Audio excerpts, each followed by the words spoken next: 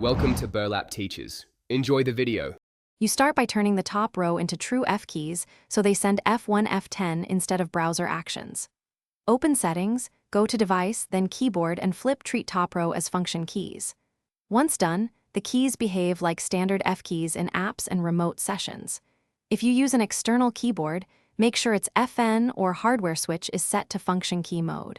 This step matters because it changes the default hardware behavior. Without it, top row presses trigger Chrome OS-specific actions instead of F key codes. Next, test the F keys inside the apps you use: Terminal, IDE, Remote Desktop. Make sure the app has focus, otherwise Chrome OS shortcuts will win.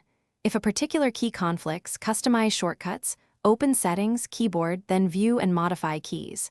For per app behavior or advanced remapping, install a keyboard extension or use accessibility features. These let you map one key to another.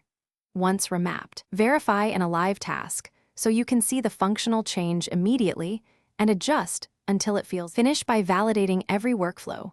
Open your main apps, test F1, F10, and confirm shortcuts work across sessions.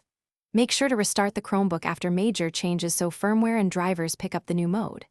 If something goes wrong, check for updates in settings. An OS update often fixes keyboard bugs. One key troubleshooting tip: if keys still act as media or browser controls, toggle Treat Top Row as function keys off and on again. Then restart.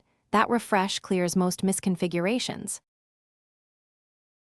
Thanks for watching. Consider subscribing if this video helped you.